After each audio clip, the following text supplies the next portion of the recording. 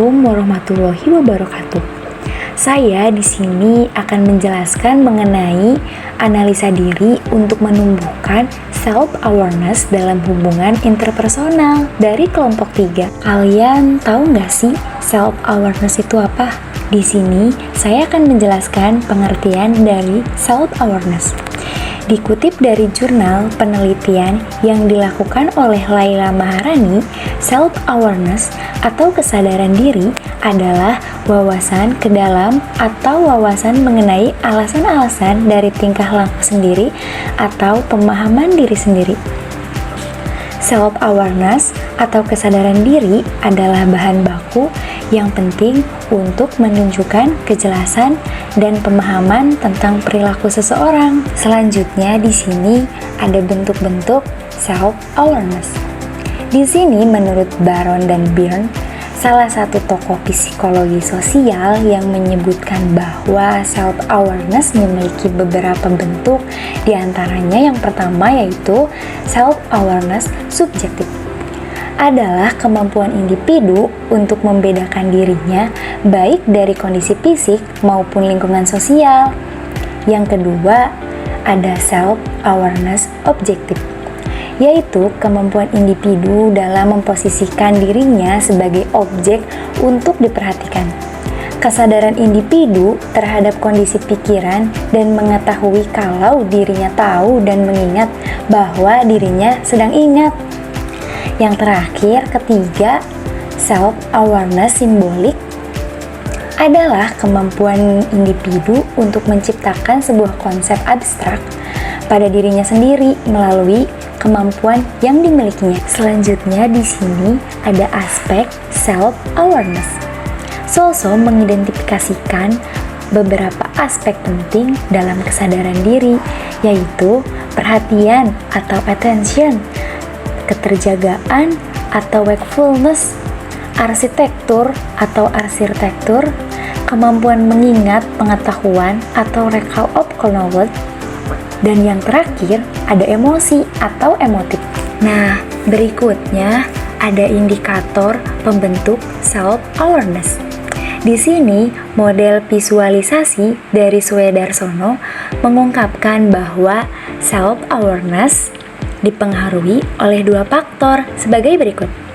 Yang A di sini ada sistem nilai bagi 3. Yang pertama, refleks dari hati nurani. Yang kedua, harga diri. Yang ketiga, takwa kepada Tuhan Yang Maha Esa. Dan di sini ada B, cara pandang. Nah, selanjutnya di sini akan menjelaskan tentang pengertian komunikasi interpersonal. Menurut Deddy Mulyana dalam Lisa, Nanik 2019 di halaman 745 menyatakan komunikasi interpersonal adalah komunikasi antar orang-orang secara tatap muka yang memungkinkan setiap pesertanya menangkap reaksi orang lain secara langsung. Selanjutnya di sini ada unsur-unsur komunikasi interpersonal. Di sini menurut Sugio dalam Ngalimun 2022 di halaman 12 menyebutkan ada 5 unsur yang terdapat dalam komunikasi interpersonal. Di antaranya yaitu yang pertama, sumber atau source. Sumber harus mengubah perasaan atau pikirannya tersebut ke dalam seperangkat simbol verbal maupun non-verbal yang idealnya dipahami oleh si penerima pesan. Yang kedua, di sini ada pesan. Apa yang dikomunikasikan oleh sumber kepada penerima? Pesan merupakan seperangkat simbol verbal dan non-verbal yang mewakili perasaan, nilai, gagasan, atau maksud sumber tadi. Yang ketiga di sini ada saluran atau media, yakni alat atau wahana yang digunakan sumber untuk menyampaikan pesannya kepada penerima. Yang keempat, di sini ada penerima atau receiver. Sering juga disebut sasaran atau tujuan atau juga destination. Yang terakhir, 5, ada efek, yaitu apa yang terjadi pada penerima setelah ia menerima pesan tersebut. Berikutnya di sini ada bentuk-bentuk komunikasi interpersonal. Di sini menurut Ngalimun 2022 di halaman 30, sifatnya komunikasi antar pribadi dapat dibedakan atas dua macam loh, yaitu yang pertama di sini ada komunikasi diadik atau diadik communication. Ialah proses komunikasi yang berlangsung antara dua orang dalam situasi tatap muka. Komunikasi diadik menurut Veitch dapat dilakukan dalam 3 bentuk, yakni yang pertama percakapan, yang kedua dialog, yang ketiga wawancara. Yang kedua ada komunikasi kelompok kecil atau small group communication. Selanjutnya di sini ada indikator komunikasi interpersonal. Menurut Maman Rukmana 2021 di halaman 31, sedikitnya ada 5 hal loh yang harus dipahami dalam membangun komunikasi yang efektif. Di antaranya yang pertama ada keterbukaan atau openness. Yang kedua ada empati atau empati. Yang ketiga ada sikap mendukung atau supportiveness. Yang keempat ada sikap positif atau positiveness. Yang terakhir, yang kelima yaitu kesetaraan atau equality. Berikutnya di sini ada self awareness dalam hubungan interpersonal. Di sini dibagi menjadi 4 loh, yaitu yang pertama memahami diri sendiri, yang kedua memahami orang lain, yang ketiga menunjukkan pemahaman, yang terakhir keempat membangun empati.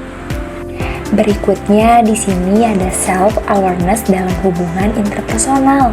Di sini dibagi menjadi 4 loh, yaitu yang pertama memahami diri sendiri, yang kedua memahami orang lain, yang ketiga menunjukkan pemahaman, yang terakhir keempat membangun empati. Selanjutnya di sini ada contoh self awareness dalam hubungan interpersonal. Dibagi menjadi 4 di sini. Yang pertama, menetapkan batasan. Dengan menetapkan batasan yang sehat, seseorang dapat menunjukkan rasa hormat dan pengertian terhadap dirinya sendiri. Hal ini dapat membantu membangun hubungan yang lebih sehat. Yang kedua, memahami bagaimana memengaruhi orang lain. Kesadaran diri memungkinkan seseorang memahami bagaimana mereka memengaruhi orang lain. Yang ketiga, memahami bagaimana orang lain memandang kita. Kesadaran diri memungkinkan seseorang untuk memahami bagaimana orang lain memandang mereka. Yang terakhir, yang keempat, mengelola respon kepada orang lain. Kesadaran diri memungkinkan seseorang untuk mengelola respon mereka kepada orang lain. Self-awareness atau kesadaran diri adalah kemampuan untuk memahami diri sendiri, termasuk pikiran, emosi, dan perilaku. Self-awareness merupakan komponen utama dalam kecerdasan emosional. Nah, sekarang kita di bagian kesimpulan. Kesimpulan di sini, kesadaran diri adalah proses introspektif multidimensi yang digunakan untuk menyadari, meneliti, memahami pikiran, perasaan, keyakinan, dan nilai seseorang secara berkelanjutan dengan menggunakan pemahaman ini untuk secara sadar dan autentik memadu perilaku. Menurut Eckroth Budhir 2010. Dan di sini ada bentuk-bentuk self-awareness yang dibagi menjadi beberapa, yaitu self-awareness subjektif, self-awareness objektif, self-awareness simbolik. Aspek self-awareness terdiri dari perhatian, kesiagaan, arsitektur, mengingat, pengetahuan, dan yang terakhir, emosi.